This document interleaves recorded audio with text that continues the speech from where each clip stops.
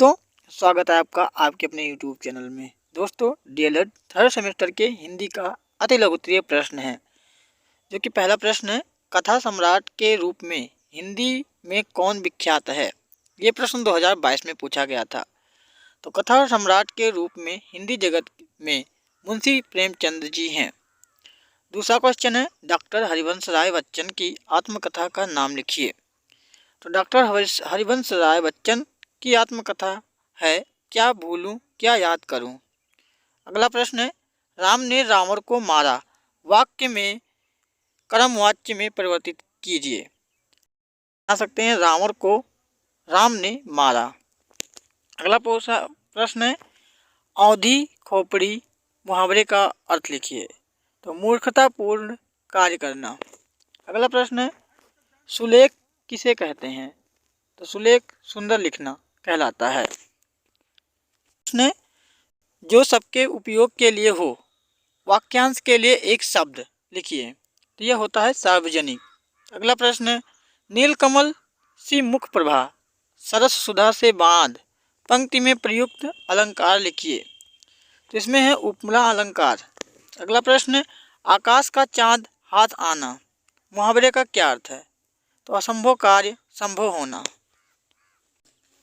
अगला प्रश्न है, बीड़ा वादनी वरदे पंक्ति के रचयिता कौन है। तो इसका आंसर है सूर्यकांत त्रिपाठी निराला। अगला प्रश्न, चतुर्दिक और यथाविधि शब्दों में प्रयुक्त समास के नाम लिखिए।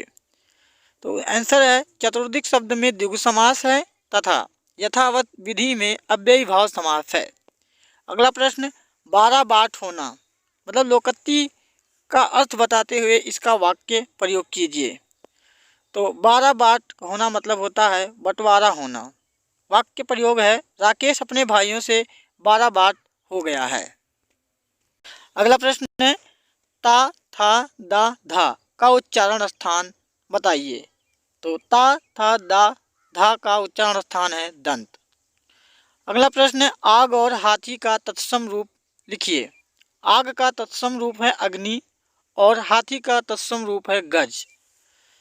अगला प्रश्न है, उपकार के बदले में किए जाने वाले उपकार को क्या कहते हैं।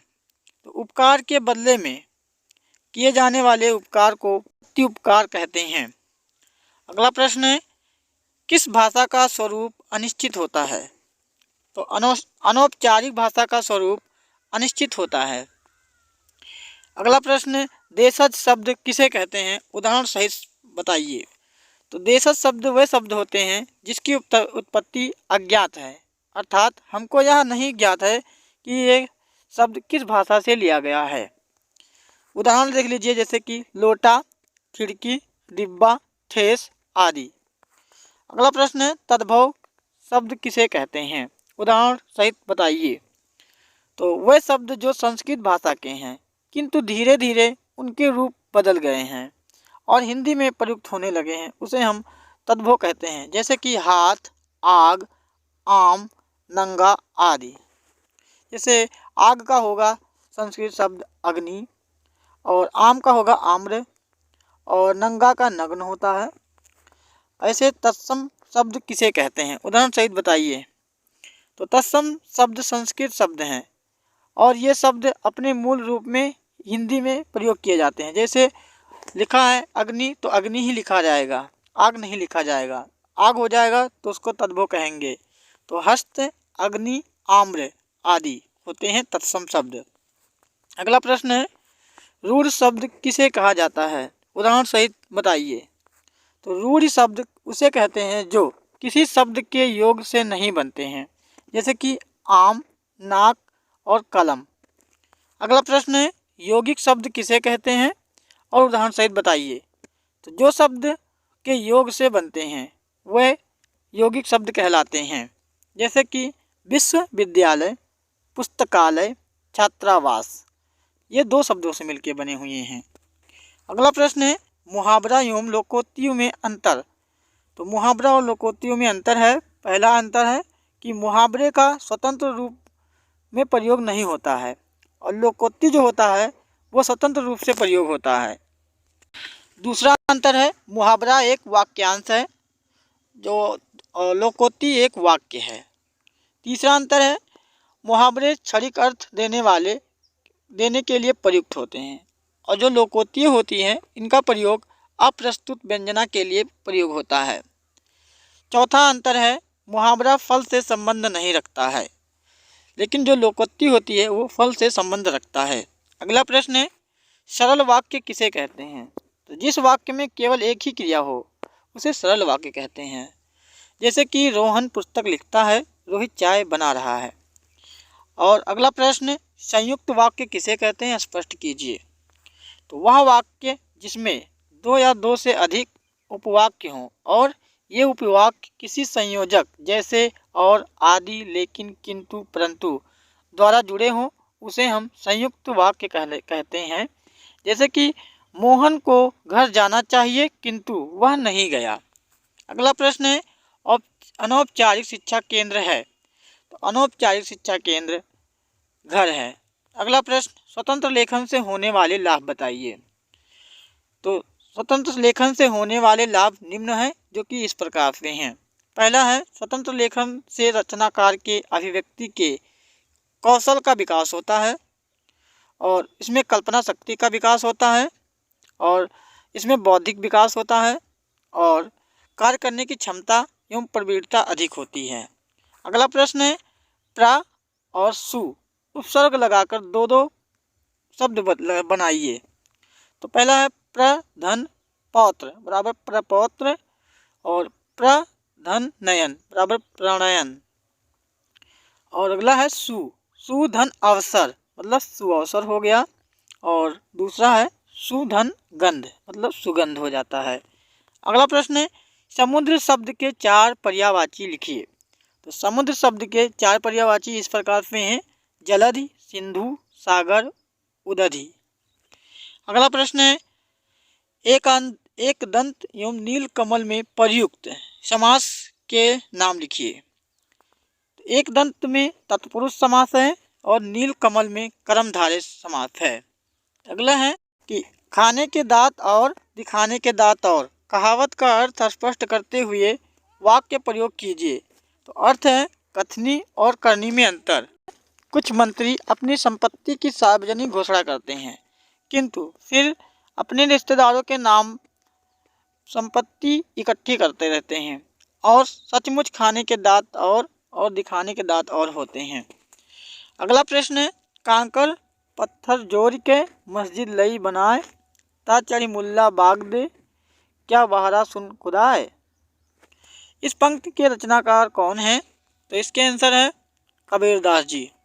अगला प्रश्न आवाज़ उठाना मुहावरे का अर्थ एवं प्रयोग कीजिए। तो मुहावरे का अर्थ है विरोध करना और प्रयोग है भ्रष्ट शासकों के विरोध में आवाज़ उठाना समाज के हित में होता है। अगला प्रश्न है वाक्यांश के लिए एक शब्द से आपका क्या अभिप्राय है, इसे समझाइए। तो इसका परिभाषा है भाषा को रोचक तथा प्रभावी बनाने के लिए शब्द समूह का एक शब्द का प्रयोग करते हैं। जैसे यह ईश्वर में विश्वास रखने वाला आस्तिक होता है। क्रिया के कितने रूप होते हैं? तो क्रिया के 8 रूप होते हैं। अगला प्रश्न है समास किसे कहते हैं? तो 2 शब्दों के बीच विभक्ति को हटाकर एक शब्द रूप कर देना ही समास कहलाता है। और एक परिभाषा और है समास का शाब्दिक अर्थ है संक्षेपीकरण। अगला प्रश्न है समास का मुख्य कार्य क्या होता है? तो शब्दों को संक्षिप्त और सुंदर रूप में रखना ही समास का मुख्य कर्म है। जैसे कि मैंने मुंबई में गगन को चूमने वाली इमारत देखी। इस वाक्य में गगन को चूमने वाली शब्दों के स्थान पर यदि एक समासिक पद या शब्द गगनचुंबी हो प्रयोग करेंगे तो वाक्य संक्षिप्त हो जाएगा और सुंदर भी लगेगा। जैसे कि मैंने मुंबई में गगनचुंबी इमारतें देखी। अगला प्रश्न है हरिओध जी का पूरा नाम क्या है? तो हरिओध जी का पूरा नाम है अयोध्या सिंह उपाध्याय हरिओध। अगला प्रश्न है उन्नति तथा कृपण शब्दों का विपरीतार्थक शब्द लिखिए। तो उन्नति का विलोम होगा अवनति और कृपण का होता है दाता। अगला प्रश्न है सावन तथा किसान का तत्सम रूप लिखिए। तो सावन का तत्सम रूप है श्रावण और किसान का तत्सम रूप है कृष्ण। अगला प्रश्न, आंसू काव्य के रचयिता कौन है? आंसू काव्य के रचयिता जयशंकर प्रसाद जी हैं। अगला प्रश्न है, आकाश से तारे तोड़ लेना मुहावरे का अर्थ बताते हुए आप अपने वाक्य में प्रयोग कीजिए। आकाश से तारे तोड़ना मतलब होता है असंभव कार्य करना। वाक्य है, भारत की क्रिकेट टीम के लिए पाकिस्तान से मैच जीत लेना मानो आकाश से तारे तोड़ना जैसे है। अगला प्रश्न, हिंदी जगत में महाप्राण कवि के रूप में कौन सा कवि जाना जाता है? तो महाप्राण कवि सूर्यकांत त्रिपाठी निराला जी हैं। अगला प्रश्न है, उछाह और चित्रा शब्द का तत्सम रूप लिखिए। उछाह का मतलब होता है उत्साह और चितेरा का होता है चित्रकार। अगला प्रश्न है, तदित प्रत्यय किसे कहते हैं? तो धातु को छोड़कर अन्य शब्दों में जोड़े जाने वाले प्रत्यय को तदित प्रत्यय कहते हैं। अगला प्रश्न, कुलीन महिमा कौनते में कौन सा प्रत्यय है? लिखिए।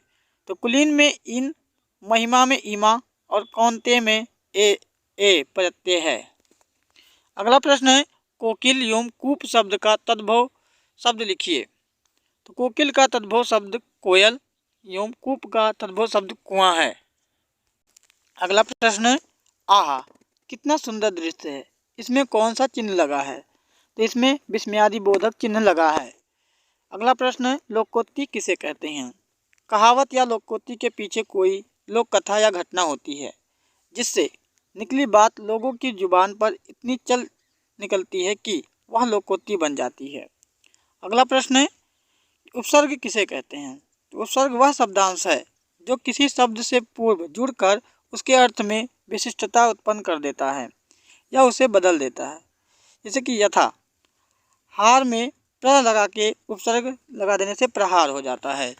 अगला प्रश्न है, अध उपसर्ग लगाकर 5 शब्द बनाइए। तो अध उपसर्ग लगाकर 5 शब्द इस प्रकार से हैं, अध पका, अध कचरा, अध मरा, अध खिला और अध जला इत्यादि शब्द हैं। अगला प्रश्न है कि हिंदी में प्रयुक्त उपसर्ग किन शब्दों में जुड़ते हैं? तो हिंदी में प्रयुक्त उपसर्ग तद्भव हैं जो कि देशज शब्दों में जुड़ते हैं। दोस्तों, वीडियो को अभी तक आप लोगों ने लाइक नहीं किया तो लाइक कर दीजिए और चैनल पर हमारे नए हो तो सब्सक्राइब कर लीजिए और इस वीडियो को ज़्यादा से ज़्यादा शेयर करें ताकि आपके दोस्तों को भी मदद मिल सके।